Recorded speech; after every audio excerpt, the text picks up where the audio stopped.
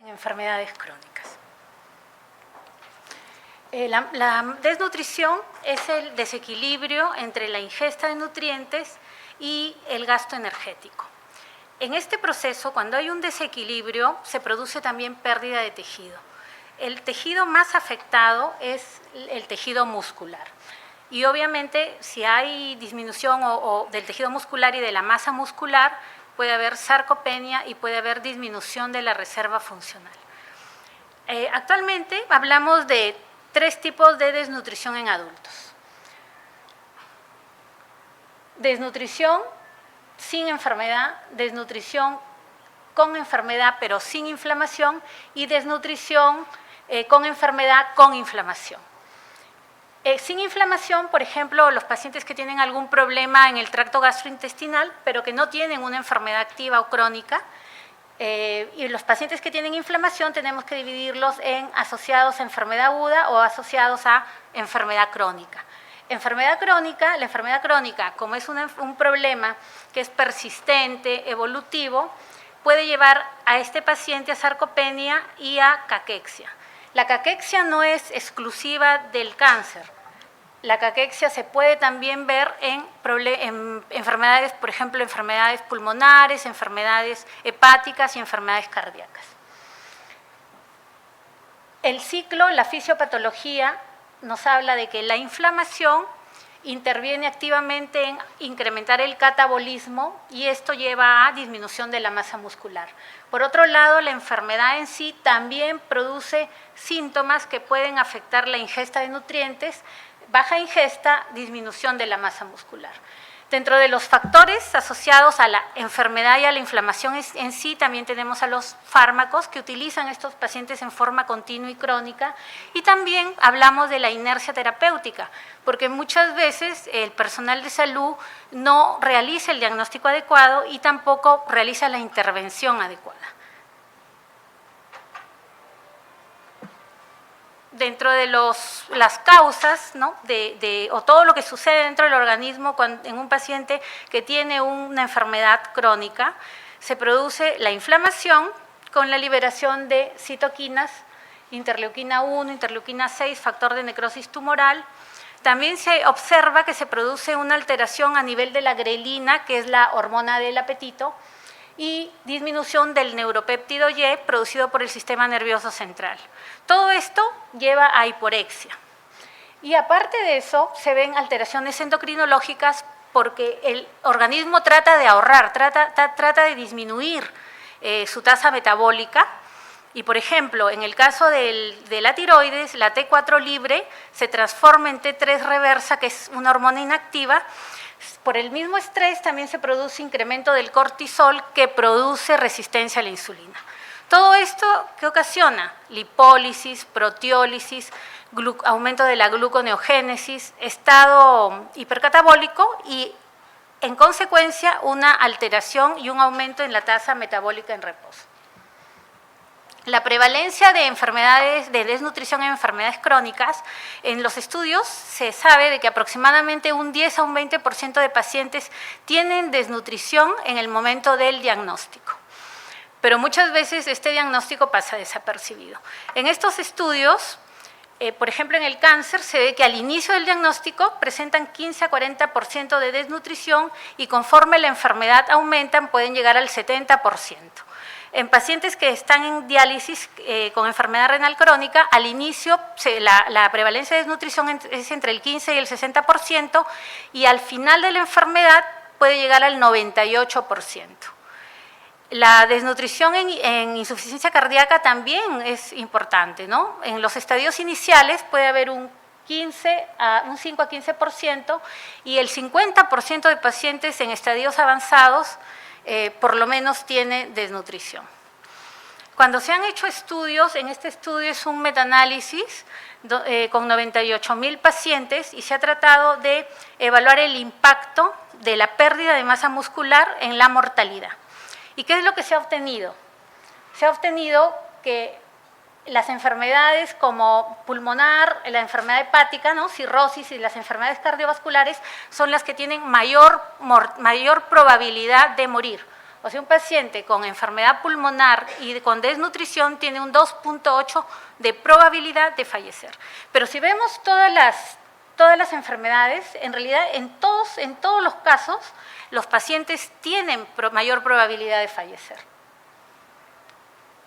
Entonces, en este camino, en la desnutrición ya hemos hablado de que produce sarcopenia, luego llega caquexia y se puede producir caquexia refractaria, que es la fase final de la caquexia y la que ya no, en esa fase ya el paciente no tiene probabilidad de mejorar, ¿no? Es irreversible. Otros de los términos que se usan son obesidad sarcopénica, que son, bueno, un paciente con un índice de masa incrementado y con disminución de la masa muscular. Y mioestatosis, donde hay una alteración del músculo. Esta mioestatosis solo se puede diagnosticar con pruebas de imágenes, tomografía a nivel de la tercera lumbar o resonancia magnética. Asociado a estos términos se presenta también la fragilidad, porque si el paciente tiene disminución de la masa muscular, tiene mayor riesgo de caídas, puede postrarse y todo esto lo va a llevar al incremento de la fragilidad y definitivamente la fragilidad es el preámbulo de la discapacidad. Entonces el objetivo que debemos tener es no solo alargar la vida del paciente, sino también que esa vida sea con calidad, ¿no? Criterios de caquexia: disminución del peso más de 5% o un índice de masa menor del 20%, más 3 de los siguientes: disminución de la fuerza muscular, fatiga, anorexia, bajo índice de masa muscular o alteraciones bioquímicas. Por ejemplo, incremento a nivel de los marcadores inflamatorios o hipoalbuminemia. En esta paciente, vamos a poner un ejemplo, es una paciente de 68 años, tiene el diagnóstico de diabetes mellitus e insuficiencia cardíaca, pesa 76 kilos, índice de masa de 35. Y acude a consultorio, ella tiene su tratamiento por la insuficiencia cardíaca, pero acude al consultorio porque refiere dificultad para subir escaleras. En el examen no hay ningún problema neurológico, entonces tenemos que sospechar que podría haber algo más, ¿no? Si vemos el índice de masa que es 35, podríamos haber pensado o podríamos pensar que la paciente está en rango de obesidad, podría ser, pero ahora actualmente el índice de masa corporal no es suficiente para catalogar un paciente ni con obesidad ni con desnutrición, ¿no? Por ejemplo, en este caso vemos dos pacientes que tienen el mismo índice de masa corporal, pero en la composición corporal la grasa corporal de uno es de 35% y en el otro 9%. Uno es obeso, el otro no es obeso. Entonces, cuando nosotros tenemos un paciente, ¿qué debemos hacer? En primer lugar, y yo creo que lo más importante es identificar al paciente que tiene riesgo nutricional. Después de identificar al paciente, tenemos que realizar la valoración nutricional completa y realizar la intervención y la monitorización. ¿Cómo se identifica el riesgo nutricional? Existen desde hace muchos años muchos instrumentos, ¿no? Que son scores, test, para valorar esto. Uno de los más usados es la valoración global subjetiva, ¿no? Pero en realidad hay más de 150, o sea, sería imposible poder usarlos todos o decir que uno es mejor que el otro, ¿no? La valoración global subjetiva sigue estando vigente y se utiliza para diversos grupos con diversas patologías, ¿no? En estos test siempre se ha visto la baja de peso, alteraciones gastrointestinales, pérdida de apetito, cambios en el examen físico y estado funcional. Como en consultorio a veces no tenemos mucho tiempo para evaluar a un paciente y realizarle uno de estos test, yo les he traído que es el Malnutrition Screening Tool, que solo tiene 2 preguntas. Le podemos preguntar al paciente 2 cosas. ¿Ha bajado de peso sin desearlo o ha disminuido el apetito o la cantidad de alimento? Si la respuesta es en ha bajado de peso no, es 0 puntos. Si es sí o no sé, ya son 2 puntos dependiendo de cuántos kilos ha bajado. Con 2 puntos, sumados los 2, ya podemos hablar de que este paciente está en riesgo nutricional. En el 2019, como había muchos instrumentos, se reunieron las principales sociedades de nutrición y hicieron un consenso. Y es así como resulta el consenso y la presentación de los criterios GLIM, que es lo que utilizamos actualmente, ¿no? Dentro de los criterios GLIM existen los criterios fenotípicos y los criterios etiológicos. Los criterios fenotípicos comprenden pérdida de peso involuntaria, más de 5 o 10%, índice de masa corporal bajo, reducción de la masa muscular. Y los criterios etiológicos, disminución en la ingesta o asimilación de alimentos y carga inflamatoria. Y como estamos hablando de enfermedades crónicas, nuestro paciente acá ya tendría un punto. Diagnóstico de desnutrición, un criterio etiológico y un criterio fenotípico. Ya después se cataloga, ¿no?, si el paciente tiene desnutrición moderada o desnutrición grave, según el porcentaje de índice de masa y según el porcentaje de peso que haya bajado. Posteriormente a la identificación del riesgo nutricional, hablamos ya o iniciamos la valoración nutricional. La valoración nutricional, como en cualquier evaluación médica, comprende la historia clínica nutricional, cuánto come el paciente. En el examen físico se puede considerar también variables antropométricas. Se ha correlacionado, por ejemplo, que la circunferencia de pantorrilla correlaciona bastante bien con la probabilidad de sarcopenia. ¿Cuál es el límite? 31 centímetros. Paciente que tiene menos de 31 podría tener sarcopenia. Posteriormente a esto se hace un estudio para ver la composición corporal y la evaluación de la fuerza y funcionalidad muscular. La composición corporal se puede hacer con densitometría, DEXA, se puede hacer con la bioimpedancia, resonancia magnética o tomografía. Y actualmente se está realizando también ecografías del recto femoral. ¿Ya? La evaluación de la fuerza, para la evaluación de la fuerza se utiliza el dinamómetro, ¿no?, la fuerza de prensión, y un examen que después lo vamos a ver. En los exámenes de laboratorio, ¿qué podemos solicitar? Podemos solicitar albúmina, aunque la vida media de la albúmina es 14 días, 20 días aproximadamente. Entonces, no es un factor, no es una cifra real la que se tiene, ¿no?, sino es la cifra de hace 20 días. Prealbúmina, el tiempo de vida medio es de 1 a 2 días, se podría utilizar, pero a veces en nuestro medio no hay. Los linfocitos también son importantes. El punto de corte, el valor de los linfocitos, porque disminuyen en desnutrición, es aproximadamente 1600. Aumento de la proteína C reactiva, disminución del colesterol y disminución de la creatinina, que puede estar asociada a disminución de la masa muscular. Si nosotros sospechamos de un paciente que tiene sarcopenia, por ejemplo, la paciente del ejemplo, tenemos que hacerle el primer examen, es la fuerza muscular. Para evaluar fuerza muscular es el hand grip o el dinamómetro, o sino también la prueba de los 15 segundos. Ya, si el paciente sale alterado, podría tener sarcopenia y se hace una medición ya de composición corporal. ¿Y cuál es la prueba de los 15 segundos?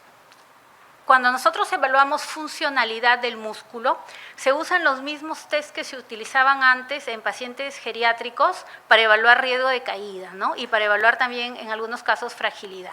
Como es un poco difícil en consultorio realizar estos exámenes, se puede realizar este examen, que consiste en que la paciente o el paciente se tiene que levantar de la silla con los brazos sobre los hombros y se le da 15 segundos. Si el paciente se levanta de la silla menos de 5 veces en esos 15 segundos, tiene una alta probabilidad, un riesgo de caída alto y una alta probabilidad de tener sarcopenia, disminución de la función, ¿no?, muscular y sarcopenia. Hay test o escalas donde como les comentaba, ¿no?, donde se toman en cuenta los niveles de albúmina, los recuentos de linfocitos, el colesterol, ¿no?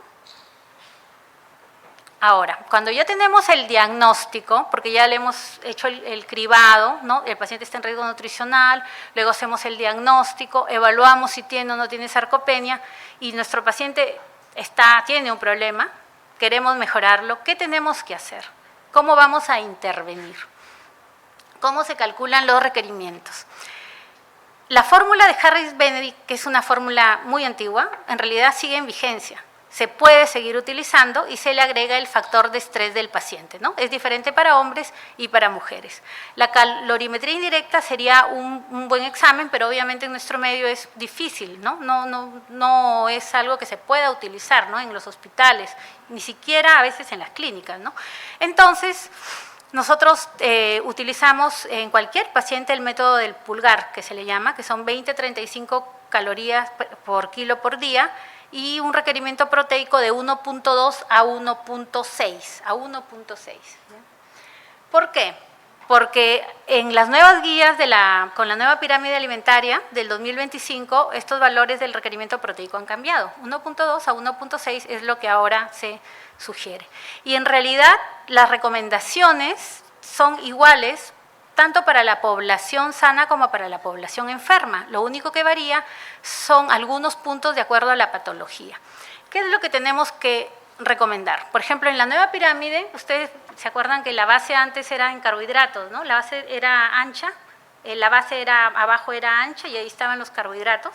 Ahora ya no, ahora los carbohidratos están en la punta, ¿no?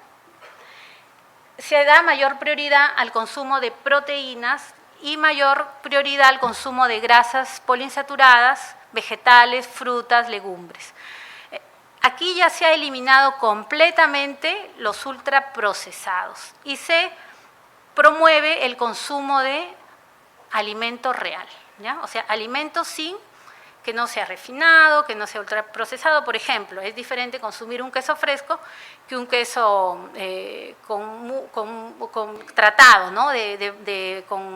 Con aditivos y con mucha sal. ¿Por qué? Porque los ultraprocesados precisamente están hechos para provocar adicción, por decirlo así, ¿no? O sea, si uno come pizza, come embutidos, incluso la fruta seca salada, ya hablamos de alimentos ultraprocesados. Disminución del alcohol y disminución de los azúcares. Ahora vamos a hablar sobre las enfermedades, sobre las principales patologías.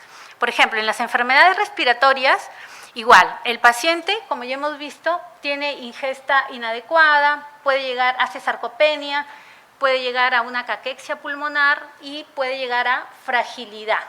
Entonces, en estos pacientes, como hacen un gran trabajo respiratorio, los requerimientos son más altos, ¿ya? Y obviamente tienen una capacidad de ejercicio reducida. En este estudio se ve que los pacientes que tienen incluso desnutrición, pero que aumentan de peso con el tratamiento, que no aumentan de peso con el tratamiento porque no les dan tratamiento, tienen menor sobrevida.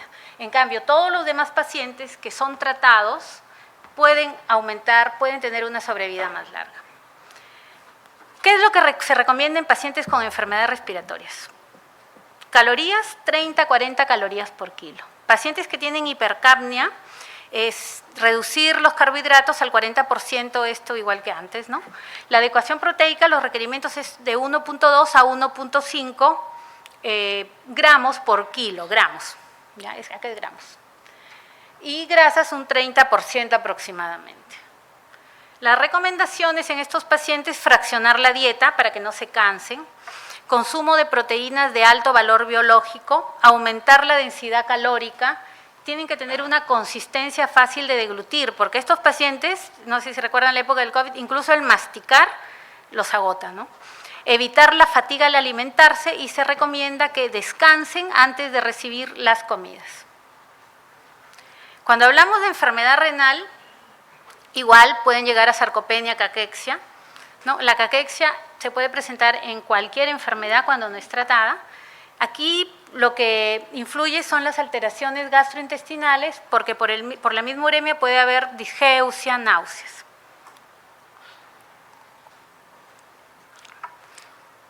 Y miren aquí las recomendaciones de proteínas de las guías de nefrología, ¿no?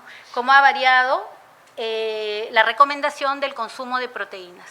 En la última guía de CADIGO del 2024, antes recomendaban 0.6, pero ahora 0.8 gramos de proteínas por kilo por día, en estadios 3 a 5, estadios 3 a 5. ¿Cuál es el objetivo?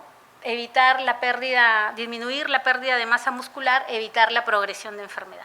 En los estudios que hacen en pacientes renales consideran el índice de masa corporal, la albúmina, años de diálisis y capacidad de fijación del hierro. Este es el test que utilizan ellos, malnutrición, es el score de malnutrición, inflamación. Las recomendaciones entonces en enfermedad renal, 0.8 gramos de proteínas en estadio 3 a 5 y en pacientes que no están en estadio 3, las proteínas no tienen que restringirse tanto, pueden ser hasta 1.2 por kilo, pero no se debe dar más de 1.3 gramos por kilo si hay riesgo de progresión. Evaluar la proteinuria. Si el paciente tiene una proteinuria, una pérdida de proteínas de 5 gramos al día, tenemos que agregar esos 5 gramos al requerimiento proteico que tenga el paciente. Igual la restricción de sodio, 30 gramos de fibra y promover la actividad física. En los pacientes renales se pueden utilizar los cetoanálogos. ¿Qué son los cetoanálogos? Son aminas sin grupo amino, aminoácidos sin grupo amino. ¿Qué hacen? El grupo amino, que normalmente debería estar, lo eliminan y se forma un cetoácido. Este cetoácido, al ser ingerido en forma de cápsulas y dentro del organismo, capta un nitrógeno del organismo y forma su propio aminoácido. Ya, esto evita la progresión de enfermedad, pero solo se puede usar en pacientes que tienen una tasa de filtración menor de 25 mililitros, pero el problema es que tiene que ir asociado a una dieta donde la restricción proteica sí es muy grande, es de 0.3 a 0.4 proteínas por kilo o menos de 40 gramos al día, que es muy poquito, y los cetoanálogos le dan la mayor cantidad de proteína, ¿no? Entonces, es un paciente que puede consumir entre 8, 10, 12 cápsulas, ¿no? Y eso limita la adherencia del paciente y el otro problema es que es costoso. Pero es una opción, es una opción. Doctora, 3 minutos, por favor. En los casos de cirrosis hepática, también la mejor prueba para evaluar es el uso del dinamómetro. Aquí hay un cambio porque las proteínas ya no se restringen, solo en encefalopatía 0.5 gramos por kilo por día. En el resto de etapas de la cirrosis no se tiene que restringir, ¿no? Se recomienda también una suplementación nocturna. La insuficiencia cardíaca hay que disminuir la sobrecarga de volumen. Acá hay que tener cuidado con evaluar al paciente, descartar que no tenga anemia, porque es importante para su calidad de vida, ¿no? En las recomendaciones en diabetes, bueno, hay dieta rica en carbohidratos complejos, dieta, no se debe decir dieta hipoglúcida porque ellos reciben una cantidad de carbohidratos igual que todos, ¿no? Y las enfermedades neurológicas hay que evaluar la disfagia. Se tiene que evaluar disfagia antes de empezar una dieta. ¿Por qué? Porque con eso podemos darles un apoyo para que ellos puedan mejorar la deglución. Tenemos que conocer como médicos todas las proteínas, no todas, pero de las proteínas de los principales alimentos, no dar dietas restrictivas. La suplementación se da solo si el paciente no puede lograr completar sus requerimientos. Y acá encontré este artículo muy interesante porque nos dice, sobre todo los médicos internistas, que nosotros debemos prescribir el ejercicio físico. Puede ser con las recomendaciones de la OMS, 150 a 300 minutos, o las recomendaciones de la Sociedad Americana del Corazón, ¿no?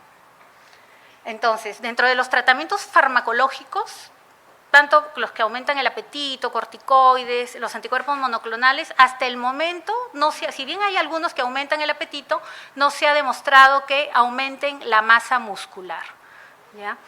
Nuestra paciente, después del cribado y de la valoración nutricional, lo que vemos es que tenía una obesidad sarcopénica. Y ya con eso, definitivamente, la dieta, la consejería o la prescripción nutricional no es la misma. No es bajar las calorías, es disminuir las calorías y aumentar las proteínas. Entonces, tenemos que identificar siempre el problema, tenemos que recordar que nuestros pacientes, sobre todo que tienen estas enfermedades tan complicadas y tan largas, tienen que también sentir la parte placentera de la alimentación, ¿no? Porque las dietas dan también olor, color, sabor. ¿no? Y textura. Entonces, no a las dietas restrictivas y evaluar e identificar desde el inicio el riesgo de desnutrición. Muchas gracias. Muy agradecido, doctora Piñero. Bueno, tenemos 5 minutos para las preguntas. ¿Preguntas?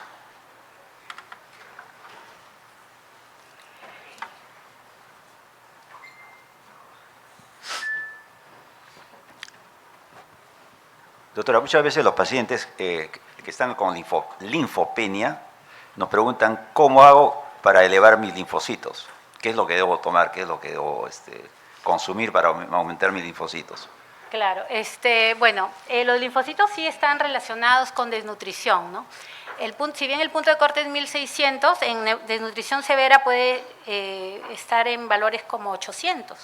Entonces, lo que tenemos que decirle al paciente es informarle que obviamente los linfocitos son parte de un hemograma, pero que podría estar relacionado luego de evaluarlo, y si está asociado con el problema nutricional, tendríamos pues que trabajar y hacer todo un plan de trabajo, ¿no? Para mejorar su estado nutricional. Ahí hay una pregunta.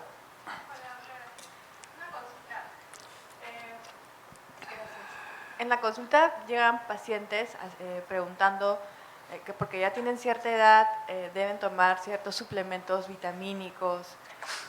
¿Cuál es su opinión al respecto y qué es lo que deberíamos hacer en esos casos? Claro, en realidad los suplementos vitamínicos no tienen que tomarse de forma, o sea, a todos los pacientes no deben tomar suplementos vitamínicos, ¿no? Si uno sospecha de que puede haber una deficiencia, se tienen que dosar primero la vitamina para luego indicarle la vitamina, porque también puede haber hipervitaminosis, ¿no? Ahora, si un paciente, es un paciente desnutrido, ¿no? Que no come, no toma fruta, en realidad la idea sería darle la consejería para que aumente. Ahora, existe, justo hablando de los pacientes adultos mayores, la sarcopenia, que podría ser fisiológica, que es la sarcopenia primaria del envejecimiento, pero esa sarcopenia que no se asocia a enfermedad, no produce tanta discapacidad como un paciente que tiene sarcopenia con fragilidad por enfermedad, ¿no? Con desnutrición. Y otra cosa que también es súper importante es que la masa muscular, la sarcopenia, no mejora solo con la dieta. El paciente tiene que hacer ejercicio, o sea, el consumir esos productos que salen en la televisión, donde nos hablan, ¿no?, de masa muscular y de aumento de proteínas, eso no funciona sin una adecuada terapia. Y no solo una terapia diaria aeróbica, sino también ejercicios de resistencia, ¿no?, y flexibilidad.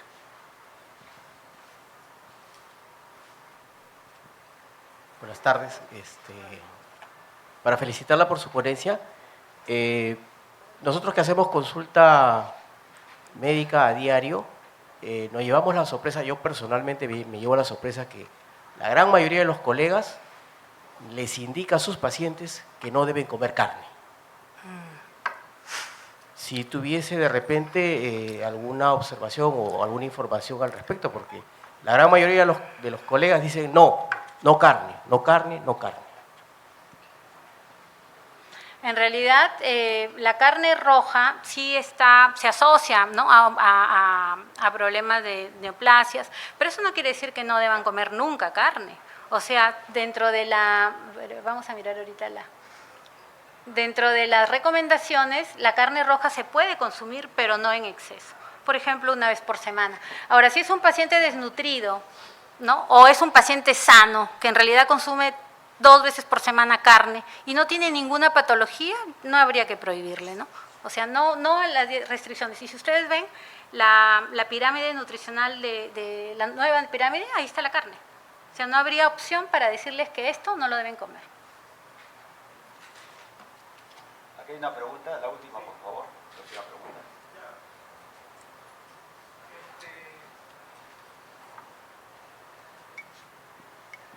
Doctora, buenas tardes. ¿Qué opinión tiene sobre el uso de la creatina en gente que hace actividad física? Yo me dedico a la parte de rehabilitación y mucha gente está con la creatina con la mañana, tarde y noche, mañana, tarde y noche.